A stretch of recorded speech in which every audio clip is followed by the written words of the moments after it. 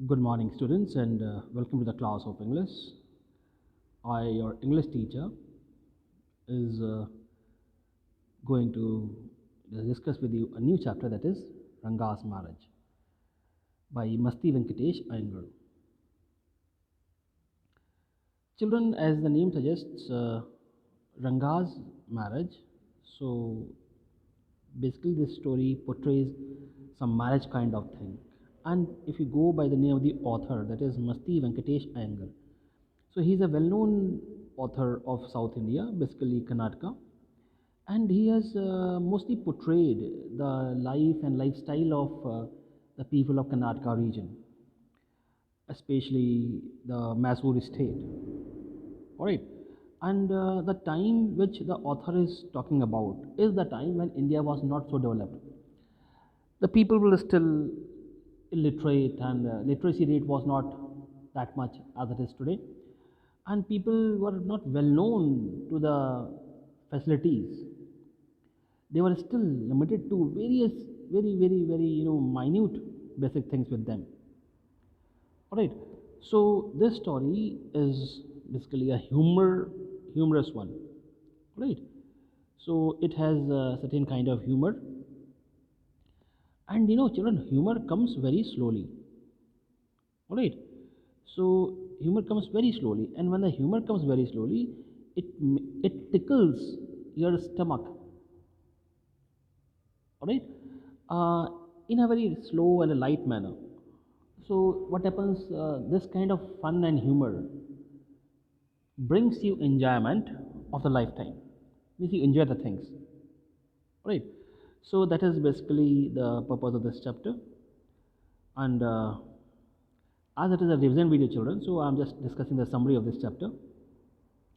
In my previous videos, where I discussed about the story in detail, and I also discussed about the author. There you can go and watch the things in detail if you want, but if you just want a summary, it is here. So the story Ranga'S marriage is basically related to Hoshahalli village in the former Mysore state. Now it's a part of Karnataka. 10 years ago, the village didn't have many people who knew English. The village's accountant's son, Ranga, was the first one to be sent to Bangalore to study. A decade ago, the use of English language was not so widespread in the narrator's village. And that was why Ranga's homecoming was a great event. So, see children, Ranga was the only person, alright? Ranga, he was the only person to learn English or to study English. Alright, so he went to Bangalore to study English, and as that at the time the language English was not so widespread in the narrator's village. So that's why when Ranga came back, it was like the homecoming of a great warrior. It means it was a great event. People rushed to his doorstep, announcing that Ranga, who had gone to Bangalore for his studies, had come back. They flocked together to have a look. The narrator too went and stood in the courtyard. All right. So all the village people, they amassed in the house of Ranga. Seeing so many people there, Ranga came out with a smile on his face. Everybody was surprised to see that Ranga was the same as he had been 6 months ago. Now, children, this word same has a typical meaning. What does same here means? The same here means the person who has actually not changed. Now, what are the changes which get noticed? So, first of all, the change is that at that time and still now, people just have some holy practices, some sacred things which have to be followed. Some sacred rituals are there which have to be followed. So at that time, and still today, the people, the Hindu, it's a customary that Hindu is there, so he will wear a sacred thread, which is known as nowadays Janev, and it is mentioned as Janevra in the chapter. So he will wear the Janevra. Then the people used to have, uh, you know, shaven head and a small ponytail at the back of the head, and many other things were there that following the religious customs. So the villagers, they were very particular about all these holy customs, because when Ranga left the village for studying in Bangalore, he was following all these customs. But when he came back, people were excited to know whether he is the same Ranga who used to follow all the rituals, or has he changed. So Ranga was actually an unchanged person physically. The crowd of people slowly disappeared. Only the narrator, Shyama. See, children, this Shyama name is uh, the name which you will encounter many a times in this chapter. So, Shyama, the narrator, continued to be there. After everyone had gone, the narrator asked Rangappa how he was. Ranga noticed him, came near him, and greeted him respectfully. So, Ranga was a worldly, wise young man. He knew when it would be to his advantage to talk to someone. So, after getting education, Ranga became a wise person with full of wisdom. He knew that when to talk to a person and how to talk to a person. And see, children, this is the basic thing which we get when we get educated. So, this is the right purpose of education. He rightly assessed people's worth. The narrator was resting in the afternoon when Ranga came to his house with a couple of oranges in his hand. The narrator regarded him a generous, considerate fellow. He thought that it would be a fine thing to have him marry, settle down, and of service to the society. Children, at that time, that was a time of early marriages. At the age of 13, 14, a boy used to get married, and at the age of 10, a girl used to get married. So, Ranga, when came back home, the narrator, he started planning about his marriage. Now, he needed to find the right girl. She should be mature enough. Secondly, he wanted to marry a girl he admired, and he was not in favor of the arranged marriages as prevalent in the society. If he could not get a girl of his choice, he would prefer to remain a bachelor. So, these were the demands of Ranga. So, the narrator felt distressed at Ranga's decision to remain a bachelor. Ranga left after chatting for some time. The narrator made up his mind that he would get Ranga married. He thought that one other fellow is there in the village, his name is Ramarao. So Ramarao's niece, Ratna, was a pretty girl of 11. So the narrator Shyama thought that she would be the most suitable bride for Ranga. Now she was from big town and knew how to play the veena and the harmonium, and she also had a sweet voice. Children, these were the only essentials at that time.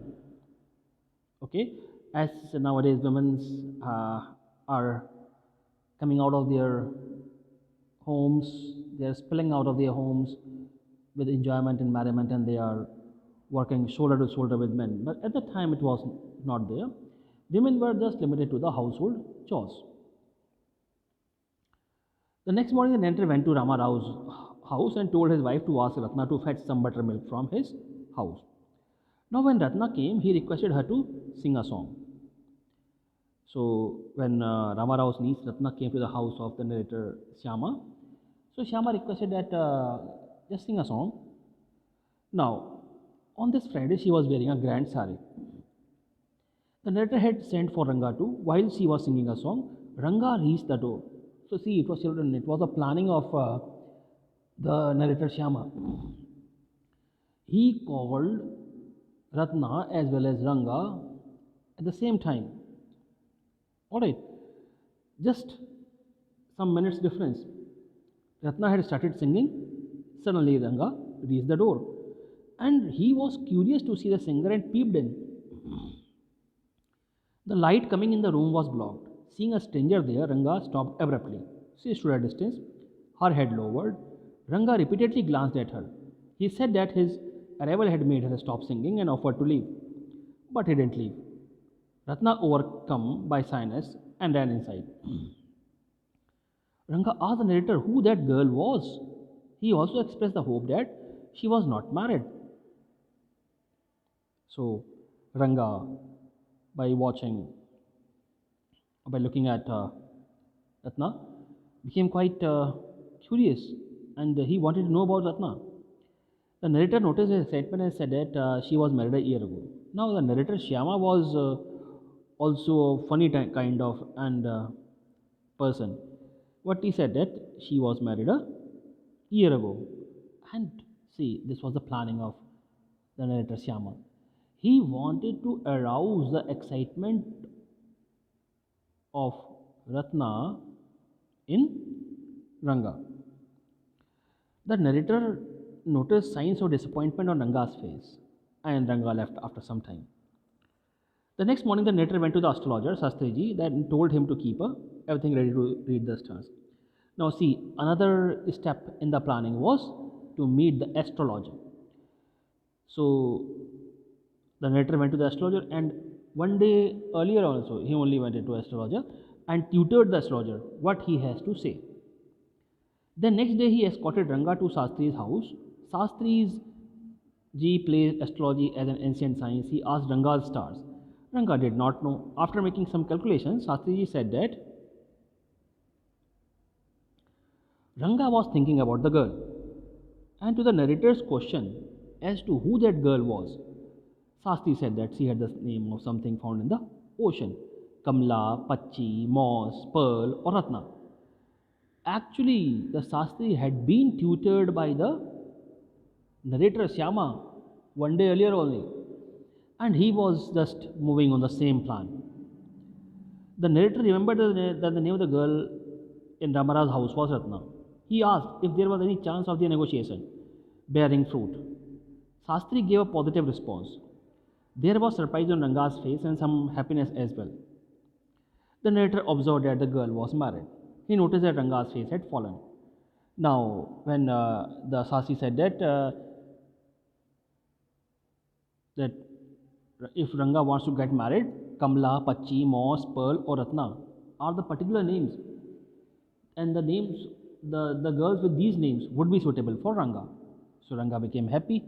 But again, the narrator Shyama said that Ranga has been married a year ago. Now Ranga's face had fallen. On the way, they passed by Ramarao's house. Ratna was standing alone at the door. The narrator went in alone. He came out in a minute and gave the news that the girl wasn't married. He remarked that whatever Shastri told them had turned out to be true. He asked Ranga if he had been thinking of her. Ranga admitted it. So, children, Ranga got married to Ratna. Years later, Rangappa invited the narrator for dinner. Alright? Now, the narrator, children, here is, if we talk about the narrator, he is Shyama. Alright? So, the Rangappa is the same Ranga. Okay? If we say Rangappa, so it means Ranga. Alright. So the Rangappa invited narrator for the dinner on the occasion of the 3-year-old son Shyama's birthday. Now, who is Shyama here? Who is Shyama here? Shyama is the son. And Shyama is the son of Ranga. So children, just remember, this one Shyama is the narrator, and this one Shyama is the son of Ranga. It means that the Ranga had kept the name of their son on the name of the narrator. Now young Sama rushed to the narrator and put his arms around the narrator's legs. The narrator kissed him on his cheek and placed a ring on his tiny little fingers. The narrator also revealed that Ranga's wife was 8 months pregnant then. Thus, Ranga was leading a happy married life with Ratna. Means till that time, Ranga's wife was pregnant second time, and she was pregnant for 8 months. Alright, so Ranga was leading a happy life, and he was so moved and so happy with what the narrator did for him that he kept the name of his son on his name, that is Syama. So that's all, children, in this chapter. Now let's discuss some question answers. Comment on the influence of English, the language and the way of life on Indian life as reflected in the story. What is the narrator's attitude to English? So children, the narrator says that during the last 10 years, English language has made many inroads into Indian countryside. Now there are many who knew English, and during the holidays, one comes across them on every street talking in English. They bring in English words even while talking in Kannada. Kannada is the language of Karnataka. The narrator considers it disgraceful. He illustrates his point of view by giving example. A bundle of firewood was bought at Rama Rao's house. Rao's son asked the woman how much he should give her, and when she asked 4 pice, the boy told her that he did not have any change and asked her to come the next day. The poor woman did not understand the English word change and went away muttering to herself. Thus, the use of English language for a native Kannada speaker caused confusion. So, this is the scene of or the influence of English on the life of the people there. This incident there is in the story, children. So now next question. But before that, Ranga, same question is there. The Ranga was influenced by the English way of life. Like them, he wanted to marry a mature girl and not a young present-day bride. He told the narrator that he would marry when he grew a bit older. And he gave an example also that one couple was there.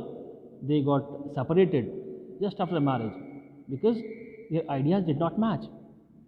So he wanted a mature girl. And he wanted to marry a girl he admired, and he was not in favor of arranged marriages.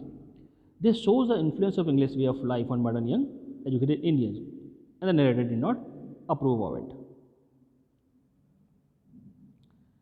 Next question is, astrologers' perceptions are based on more on hearsay and conjecture than what they learn from the study of the stars. Comment with reference to the story.